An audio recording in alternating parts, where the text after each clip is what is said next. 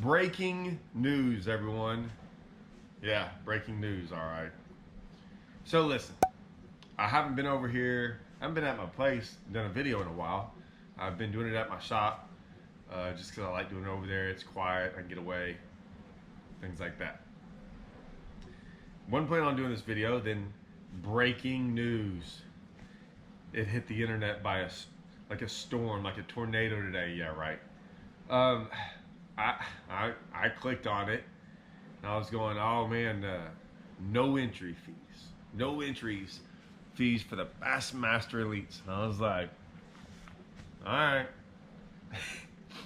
Normally, in my younger days, I'd get all excited, and I'm not trying to be the Debbie Downer here. I'm not. I'm just telling you. Like back in the day, I would have been like, oh, can't wait to look at this. And I was going, nah, there's a catch. I find it funny, and I don't mean to dog Bassmaster. I see I guess they're trying to do the right thing, but I've just been a part of this game so long. I found it interesting when I clicked on it. I still haven't seen the payout, like the full payout. I asked a buddy of mine who told me about it, and he was like, hey, did you see this? And look what they're paying 20th place and this, and or they're paying 40th place, but this place is this. And I was like, yeah, there it is, you know? I haven't done the percentages. I'm not going to. I couldn't even find the payout. They said I had to look for it here. I already knew that's the problem. I've helped some tournament organizations over the years, like with little things here and there, whether it be incentive programs, whether it be helping them understand about side pots, things like that. How you can get more money involved to pay the fishermen, right? And I don't always want that money coming out of the tournament directors or our money we put into it. It's just different ways you can go about it. You can always restructure the money, but if you're going to give away 100 grand, it really doesn't matter how you give it away. If it's still 100 grand at the end of the day, it's just 100 grand. So I just found it odd that I didn't see the payout. Like if I thought this was the deal, I know like the Brandon Belts or certain events when they killed it, like when they were like, hey, this is the deal. The Toyota Championship is like that. When they did that, it's like they can't wait to post the payout because they're not going to sit there and go, hey, we're the best tournament trail, we're this, we're that, we're that. Hey man, look at our payout. Like no one can rival us. This is the best payout you've ever seen. Toyota Championship is like that.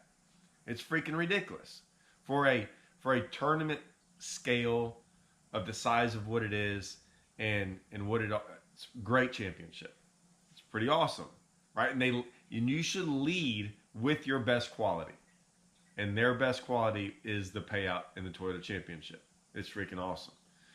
I've always said that. Now everything else sometimes they do whatever, but I'm not here to just harsh on things. Not those things. So I've always said Toyotas and Toyota Championships, freaking really, really, really good deal for your money. This looks just like a restructuring of money from what I can see. And what I mean is like I guarantee, and I haven't done the numbers, but is it a little better? It could be a little better. I don't think it's going to be breaking news worthy. I don't think it's going to be like groundbreaking, where people are all of a sudden you fish the elites and you're going to like start making all this money. You can. The top guys probably will. The top 10 guys probably will. But I think the top 10 guys were making money anyways. What I'd say is this. It looks to me like, is it a better deal? Yes, probably, because the risk is less. That's really all it is. You're not risking as much money. You're still going to have to, you still might make the same amount of money from last year's payout to next year's payout. You still might only gain this much money. You just might not risk it as much, which is a better deal. Don't get me wrong. That's not the worst thing in the world, is that you're not, because that was my deal always with fishing the elites. All right, let me inject this in there. I had to come back and redo a little something. So while I'm doing the video, I get a phone call or two. And so I kind of had to start over because I was like, man, maybe I'm missing something. Maybe something's not right. And I thought, get this. If a guy finished in 50th place last year in all the events, I think there's 9 events. It's like $90,000, right? So if that's right, 50th place, $90,000 minus the entry fees, that guy in 50th place walks home with $45,000, right?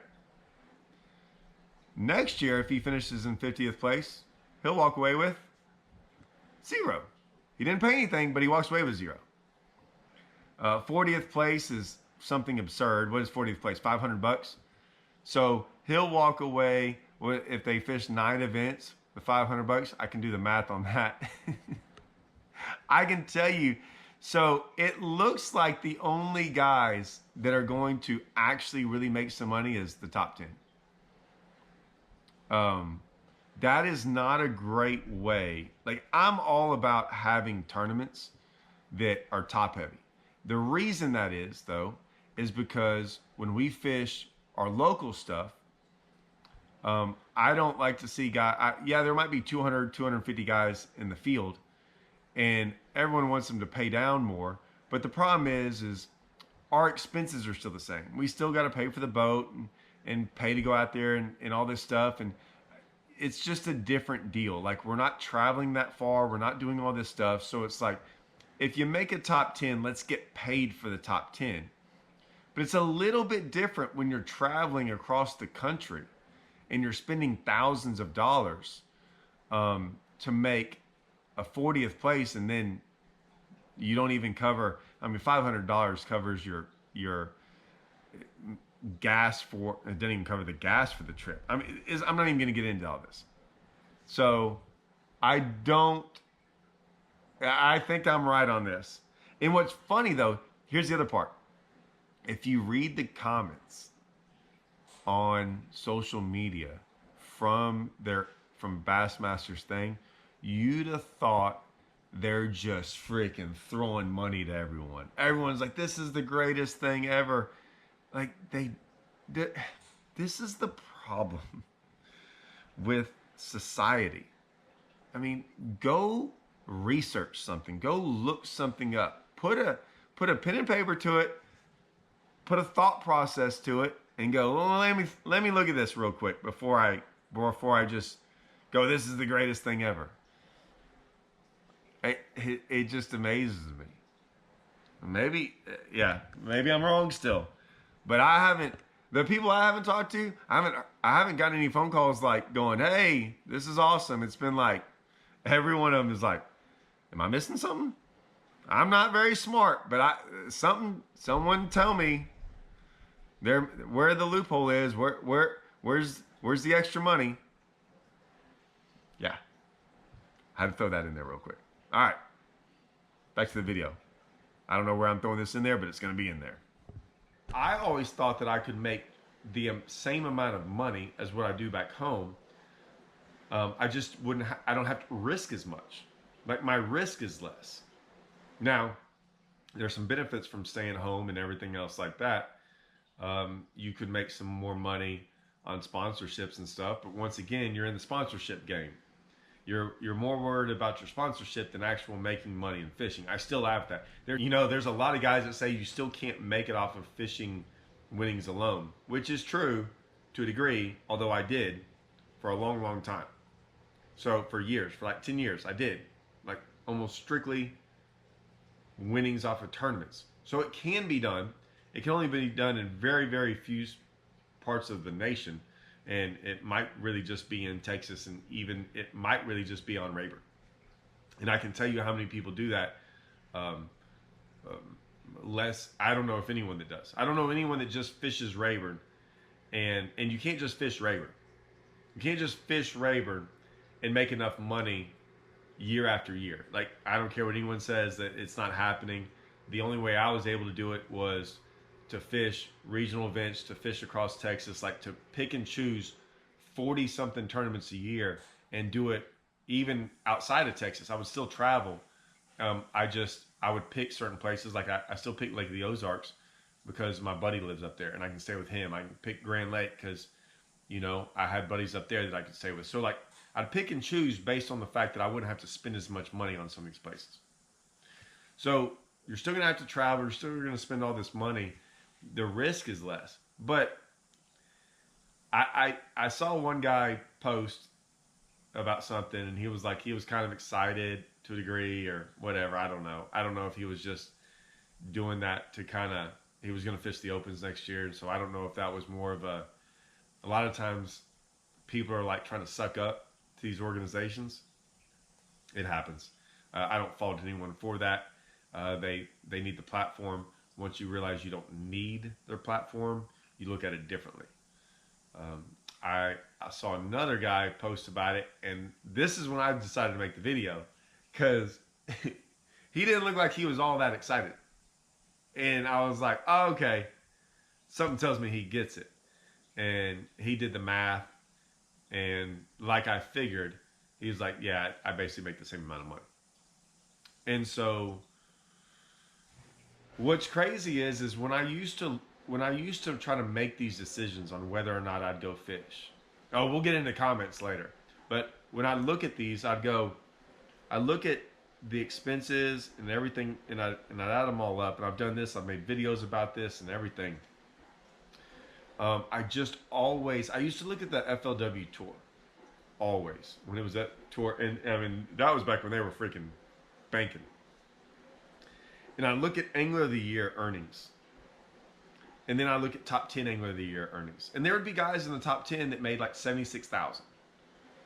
Right? And I was going, yeah, but like it cost them like 40 to fish or 35. And I'm like, so that's like 35,000. Like they make 35,000. I'm like, most people that work at, I don't want to say 35,000 nowadays. I mean, people make that on like minimum wage. And so I was sitting here going, and that's without any, I mean, that's if you just take the entry fee away. We haven't talked about traveling or nothing. So I was just looking at just straight up, take the entry fees away, and then what'd you make? So there were guys in the FLW Tour that would make top 10 Angler of the Years, make $76,000. That's what it showed their earnings. So they did good. That's what I'm getting at. They did very well. And then if you took away their entry fees, they're back down to 35, but they haven't like put in expenses. And I'm like, man, you put in, say they did good at $20,000, they made 15 grand for a living, and you were the top 10 fisherman of the year in the tour on a professional level. I was like, well, that didn't make any sense. And at the times I was making at least that, and then I'd take away about $8,000 or $9,000 in entry fees because I did fish a lot, but 8, 10, 12, right? Now I wouldn't that's why I talked about the risk. I was making the same as them, like earning wise, sometimes more, most of the time more. And then my entry fees were a third of theirs. So I was risking less. That was a big deal. My travel expenses, no doubt, was less. Because I mean, I'm not traveling across the country now. I have to fish a whole bunch more tournaments, and I think, in all honesty, it was a lot harder because, like, I mean, I had to catch them everywhere I go. Like, I couldn't have a bad month or two, and so I just couldn't imagine making like ending the year making a profit of like 15,000. That's just insane to me. So I think it's going to benefit the guys that make the top 10. I think the guys that struggle to break that top 20 mark, but they get checks a lot. They get a lot of those $10,000 checks, which I'm not saying those are great or 5,000, whatever they are. They're going to look up and go, yeah, I didn't pay any entry fees, but I still only made, say they make 20 grand and then expenses. I mean, they're going to be out. I mean, they're going to be at zero again. It's still flawed. I just don't see it. And like, I understand all these guys. I don't even want to get into this. I know that these guys, I don't know how they do it. Maybe I know how to catch a bass, but I have no idea how they get sponsorships like they do. And I'm not being mean. I'm sure I could get some hate from some of these guys. It's not. I'm not being mean. I'm being honest. And so I don't understand it. Is that a lot of them don't do anything extra. They're not. They don't have a giant presence on social media. They don't have this like other platforms where they get to like showcase whatever it is they might do. And if you only rely on getting on camera, I would love this. I would love for someone to let me know if there was 100 guys in the elites. Of those 100, how many guys got on camera last year and got on camera enough to where it would make a small dent? Like, did you get 30 minutes of camera time the entire year, or did some of y'all get none? And then I'm just shocked about like that they get sponsorships that way, because I don't know if the whole plan and the whole point of sponsorships is to be out there and be viewed. Like, you got to be viewed. I don't know. I know this is going a different direction. I'm just telling you. I don't. Someone please make it make sense to me, because it has never really made sense. I don't understand it. It's a step in the right direction. We'll see how long it lasts, but I don't think it's a very small step. It's not breaking news step worthy. It's not breaking news worthy. I can tell you that. I hate to bust their bubble, but it's not. Unless I'm missing something here. If anyone in this video, because there's a lot of guys that are smarter than me and like to do stuff like that, I would love to see like what the average, not the average, I don't want to know the average. I want to know like how many guys got substantial airtime last year on the elites. And then for the others, man, how do you equate that into sponsorships? And are these guys that are sponsoring, what are they doing? Like, are they, because we all now have to realize that some of this stuff that we're looking at, is it really helpful? I don't believe so. Like, if I got up and I don't know, whatever it might be, whatever this towel is, right? And I don't tell you, I just like, hey, this towel's great. Here's a picture of it, right? And that's all I do on social media. And you just get a picture. Like, isn't that a little bit, that is like in the past. Like, just holding up a picture of something, but you not actually showing you catch a fish, doing anything, is that really what sells anymore? Maybe so. I've never bought a single thing like that. You keep shoving something down my face of freaking some guy catching freaking 5-pounders left and right over and over and over and over again, no matter where he goes, I'll buy that. I'll listen to that. But just here I am. Here's a picture. Got a whole bunch of, got 68,000 followers on Instagram and 132 likes. Like, are we not allowed to talk about that? That like those are fake accounts, and I don't know, right? There's a lot going on here, guys. I just don't hear a lot of people talk about it. So, I don't know. Exciting news, breaking news. We'll see where it goes. Maybe, I could be way wrong on this. I could be. I don't think I am. We'll see, though. I'm sure some guys are glad they don't have to pay entry fees. I'm not saying it's a bad thing. I'm just saying it might not be, like, groundbreaking. And I'll probably get someone get mad at me and call me for this, but, whatever. This at least gets viewed a couple times. At least, I mean, I guarantee you this video at least gets 20, 30 views.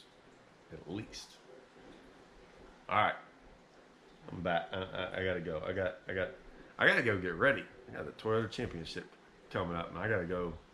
I'm leaving the next day or two. So, yeah, wish me luck there. See ya.